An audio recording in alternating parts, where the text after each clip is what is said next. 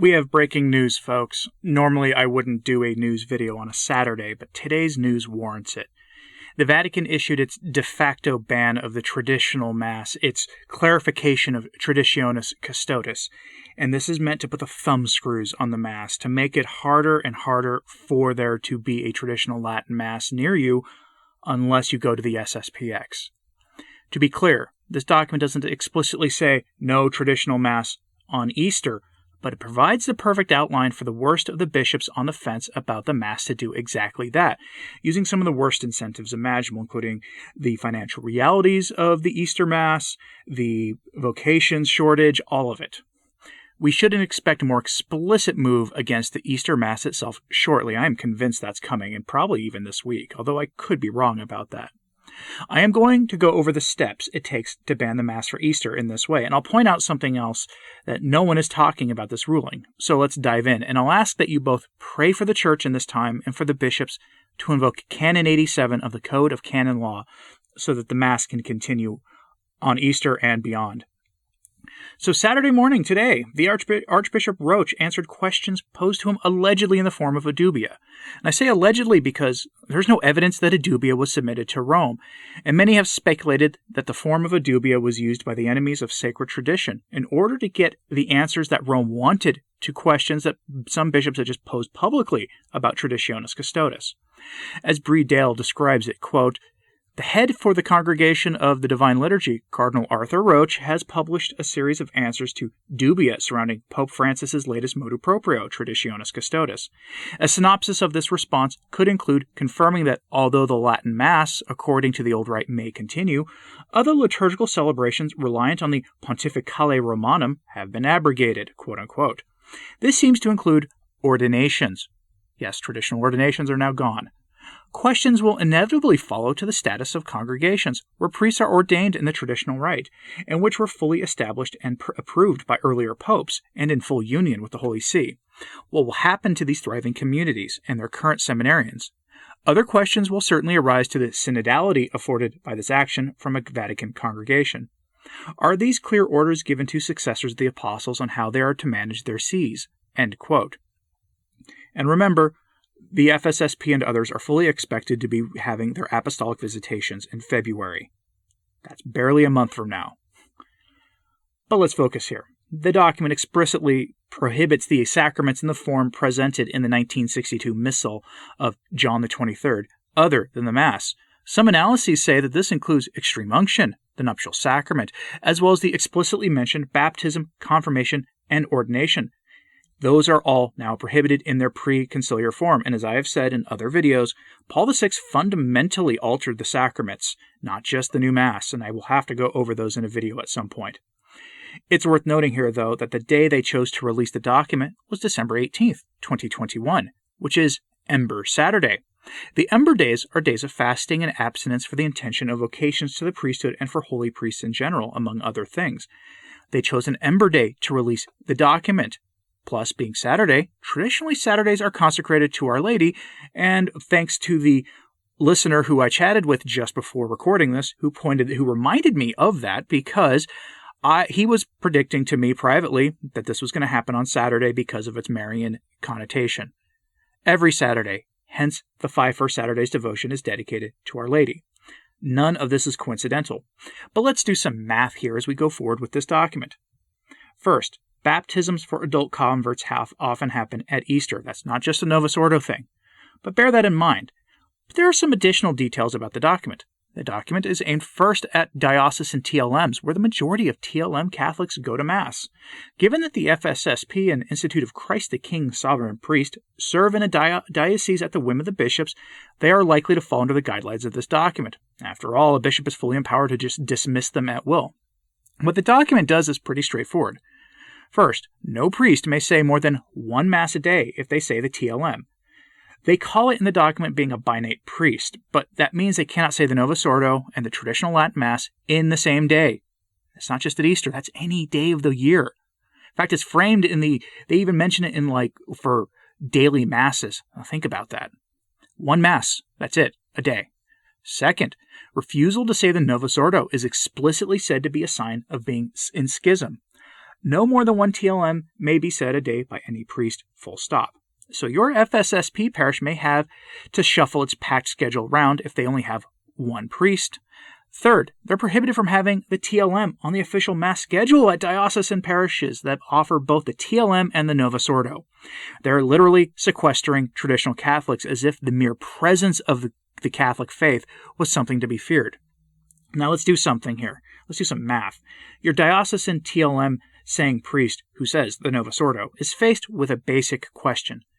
Does he say his TLM and then try to bring in a guest priest to say the Novus Ordo on Easter? I'm focusing on Easter here for a reason. But will he skip his TLM and only offer the Novus Ordo? That is the clear intention of Rome here. But let's consider something else. The FSSP and similar groups are full of priests who will not say the Novus Ordo under any circumstances. They believe it to be harmful to the faith and have the same reservations about it that the priests of the Society of St. Pius X do. Though to be sure, not all FSSP priests have this reservation, and unlike the SSPX priests, the FSSP priests will usually toe the now-dead hermeneutic of continuity line. But an unwillingness to say the Novus Ordo is explicitly declared to be an act of schism. More than that, a red line has been crossed. The document comes from the Congregation for Divine Worship. This is the first time that the Vatican has issued a document explicitly describing books for the celebration of the sacraments in the traditional rite in both the Pontificale and the Rituale Romanum, in this case, as being abrogated. Not even Traditionis Custodes said this explicitly. This is working out a tad more deeply even in brief. This document declares to be ended the rare form of the traditional Latin Mass, the Pontifical High Mass, which is typically said by bishops and popes. It's a magnificent Mass if you can ever attend one and participate in it yourself, and has been said notably by Archbishop Sample at the Basilica in Washington, D.C., and is frequently said by Cardinal Burke, among others. This document says that it's been abrogated, which is just mind-blowing. Many will say that that's not a valid document and it's not a valid thing to do, but saying that kind of misses the whole point here. The Vatican now thinks that it can abrogate, and has abrogated formally promulgated liturgical books promulgated by popes, and clearly stated as much for the first time in history.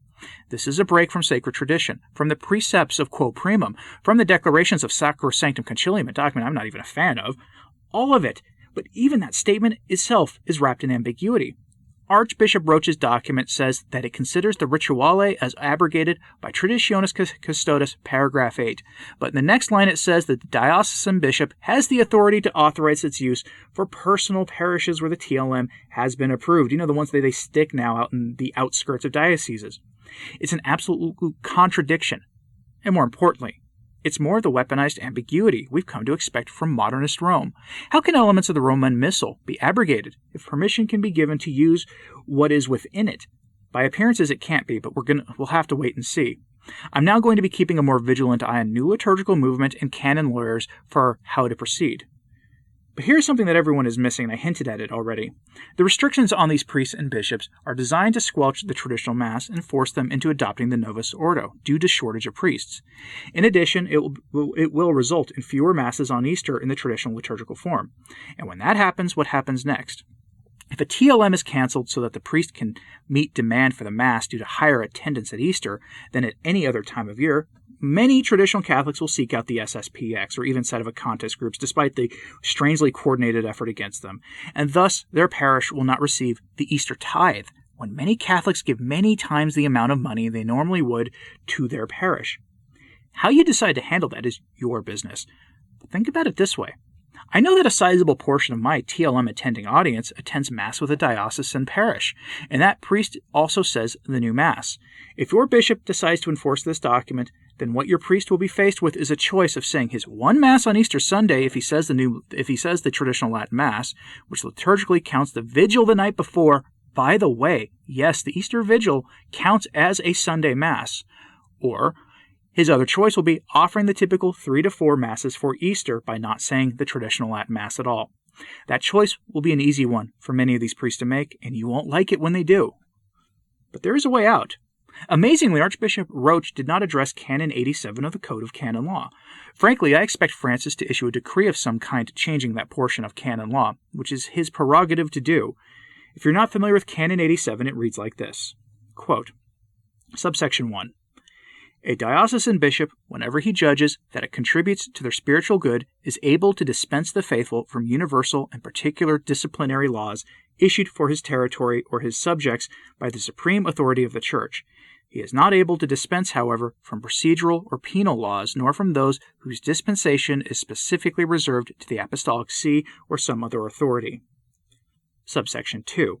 If recourse to the Holy See is difficult, and at the same time there is danger of grave harm and delay, an ordinary is able to dispense from these same laws even if dispensation is reserved to the Holy See, provided that it concerns a dispensation from which the Holy See is accustomed to grant under the same circumstances, without prejudice to the prescript of Canon 291.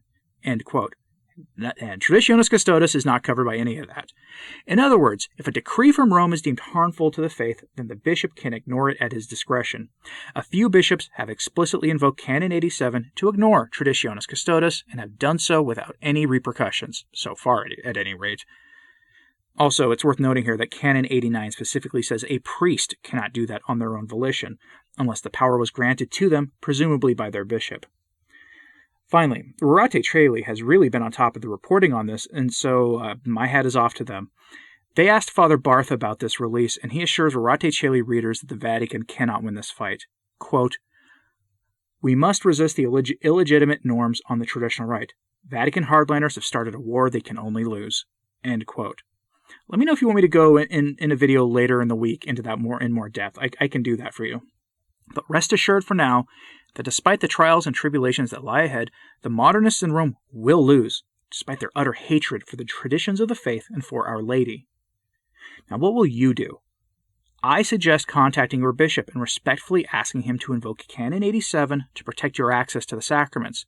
Email them, call their offices, approach them in person if you can, but remember to treat them with respect based on their office.